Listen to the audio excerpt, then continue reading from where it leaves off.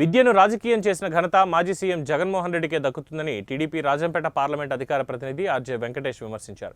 గత వైసీపీ పాలనలో fee reimbursement 4,500 కోట్ల రూపాయలు పెండింగ్లో పెట్టిందని, ఆ బకాయిలను కూటమి ప్రభుత్వం చెల్లించి విద్యార్థులకు న్యాయం చేస్తుందని అన్నారు. జగన్ అవలంబించిన విధానాలతో విద్యా వ్యవస్థ అస్తవ్యస్తంగా మారిందన్నారు. కూటమి ప్రభుత్వం మానవ వనరుల శాఖ మంత్రి నారా లోకేష్ నేతృత్వంలో విద్యా వ్యవస్థలో సమూల మార్పులకు శ్రీకారం చుట్టిందన్నారు.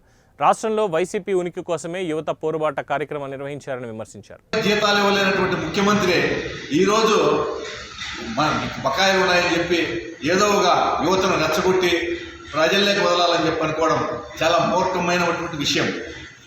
గతంలో జగన్మోహన్ రెడ్డి చేసినటువంటి పాపాలు ఈ ప్రభుత్వానికి శాపాలై ఒకటొకటి మోస్తూ క్రమంగా ఆర్థికంగా ఈ రాష్ట్రం పురోగతిలో ముందుకు పోవడానికి కూటమి ప్రభుత్వం ముఖ్యంగా చంద్రబాబు నాయుడు నాయకత్వంలో విశేషమైన కృషి చేస్తూ ఉన్నారు.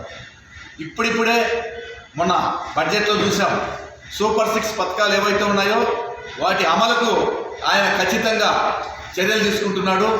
మేలో తల్లికి వందనం పేరుతో ఎంతమంది పిల్లలు ఉంటే అందరికీ కూడా డబ్బులు ఇవ్వడానికి నిర్ణయించారు. అదేవిధంగా రైతులకు కూడా డబ్బులు అప్పుడే వేయడానికి నిర్ణయం తీసుకున్నారు. ఈ విధంగా ఇచ్చిన హామీలన్నీ ఒకటొకటి క్రమంగా నెరవేర్చుకుంటూ వస్తుంటే ఏమీ అవకాశం లేని మాట